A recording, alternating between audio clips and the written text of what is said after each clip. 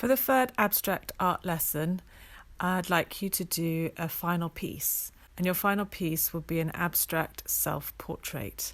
So what I mean by that is doing a painting or a drawing that represents you. If you look at this slide, if this were a self-portrait, what would this person's character be like? Would you be able to spot their particular type of temperament? Is this a calm person or an angry person? When they're calm, are they laid back kind of calm? Are they happy kind of calm? Are they intense? All these different areas could represent different parts of somebody's character.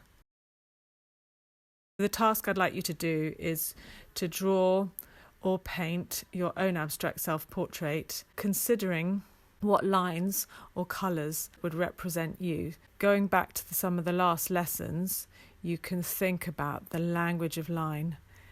Would this type of picture represent you? All the complex colours, and it's kind of happy and interesting, and maybe choose what kind of colour is your favourite colour, what colour you think represents you, what shapes represent you. I've gathered together here just some of those artists that we've already looked at in previous lessons. Could any of these famous abstract artists' work, could that inspire the style that you choose? Maybe you feel like quite a messy and intense and crazy kind of person, and this would be represented with lots of energy from a Jackson Pollock style painting. Or maybe you feel like you're a very ordered and neat kind of person, and a Mondrian would suit you better. Maybe you could mix the two styles, because sometimes you may be more chaotic and sometimes you may be neat and ordered. Could colour represent your mood, or all these different types of shapes? Have a look at it, see what would inspire you, see if any of these pictures resonate with you and you think, oh, I love that. If you love a picture, then maybe that helps you to decide, yes, that would represent me, because I love that, the way that that artist has done that. So it's helpful to look at other people's work.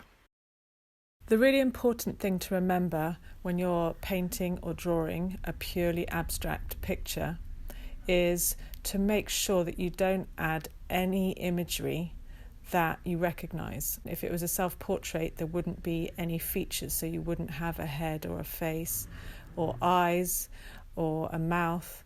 If you were thinking about it being happy, you wouldn't put necessarily a smile or rainbows or any symbols in it. It would just be pure abstract line. It could be geometric shapes and organic lines or geometric lines, but nothing that you actually recognise.